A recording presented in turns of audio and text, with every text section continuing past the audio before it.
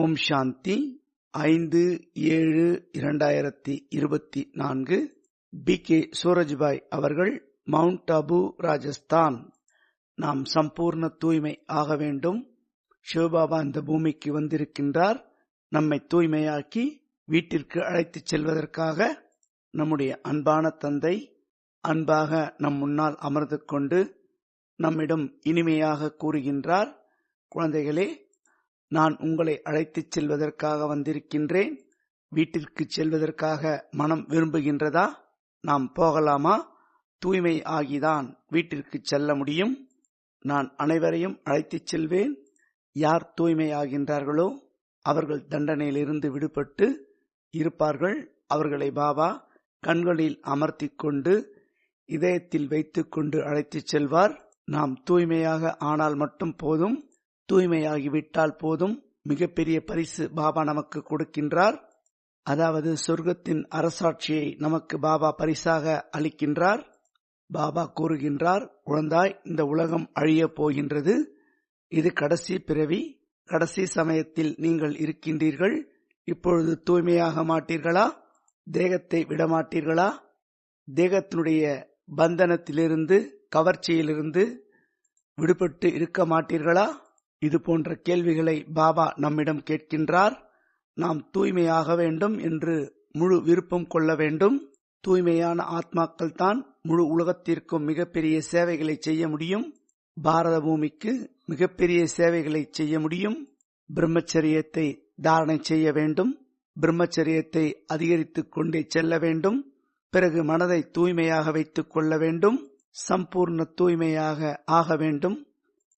தூய்மை என்றால் அதனுடைய விளக்கம் யோக பலத்தின் மூலமாக அனைத்து விக்ரமங்களையும் விநாசம் செய்ய வேண்டும். இந்த நிலையை பாவனஸ்திதி என்று கூறுகின்றோம். அதாவது தூய்மையான நிலை என்று கூறுகின்றோம். பாபா கூறுகின்றார், நீங்கள் அரைக்கல்பமாக பக்தி செய்தீர்கள், எங்களுக்கு முக்தி கொடுங்கள் என்று கூறி வந்தீர்கள். நான் இப்பொழுது உங்களுக்கு முக்தி கொடுக்கின்றேன். ஜீவன் முக்தியையும் கொடுக்கின்றேன். என்னிடம் உங்களுடைய புத்தி யோகத்தை வைத்துக் கொள்ளுங்கள். அப்பொழுது உங்களுடைய பாவங்கள் அனைத்தும் அழிந்துவிடும். நீங்கள் பாவனமாக மாறிவிடுவீர்கள். பிறகு அதிகமான சுகங்கள் உங்களுக்கு கிடைத்துக் கொண்டே இருக்கும். ஆகவே நம்மை நாம் தயார்படுத்திக் கொள்ள வேண்டும்.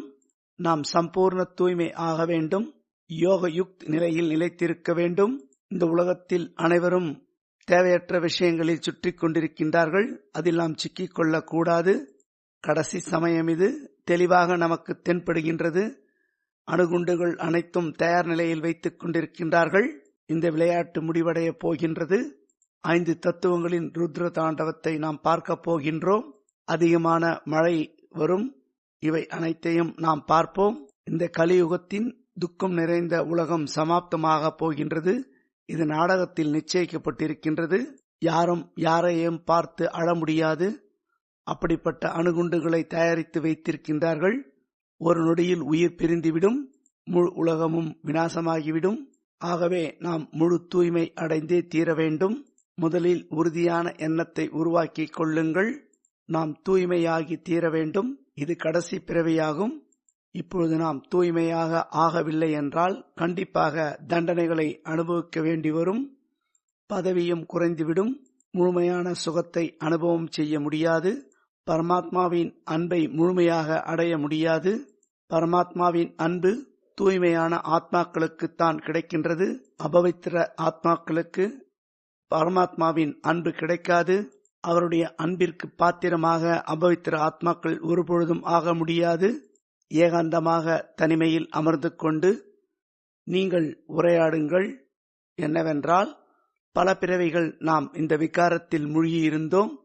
அதன் மூலம் அதிகமான துக்கங்களை அனுபவம் செய்தோம். நம்முடைய சக்திகளை இழந்து வந்தோம். வியாதிகள் அதிகமாக வந்து கொண்டிருந்தன. தேக அபிமானத்தில் சிக்கியிருந்தோம். காம விகாரத்தின் கூடவே கோபம், மோகம், அகங்காரம், பற்றுதலில் மற்றும் பேராசையில் சிக்கியிருந்தோம். விகாரங்களில் யுத்தம் செய்து செய்து அனைத்து சக்திகளையும் நாம் இழந்துவிட்டோம். இப்பொழுது நம்முடைய கடமை என்னவென்றால், நாம் தூய்மையாக மாறி முழு உலகத்தையும் தூய்மையாக மாற்ற வேண்டும். இந்த பூமியில் தெய்வீக சுயராஜ்யத்தை நாம் ஸ்தாபனை செய்ய வேண்டும். தெய்வீகத்தன்மையை நாம் பலனாக அடைய வேண்டும். அநேக ஆத்மாக்களை தேவதைகளாக நாம் மாற்ற வேண்டும். பகவானின் கட்டளைப்படி நடந்து நாம் தூய்மையாக மாற வேண்டும். அதிகமான சுகத்தை அனுபவம் செய்ய வேண்டும். அனைவருக்கும் சுகத்தை கொடுத்துக் கொண்டே செல்லுங்கள். அபகாரம் செய்பவர்களுக்கும் உபகாரம் செய்யுங்கள். அனைவரையும் மன்னியுங்கள். இந்த பிராமண வாழ்க்கை குஷி நிறைந்ததாக, அனைத்து செல்வங்களும் நிறைந்ததாக, சுகமுடைய ஆனந்தமயமான வாழ்க்கையாக மாறிவிடும். ஓம் சாந்தி.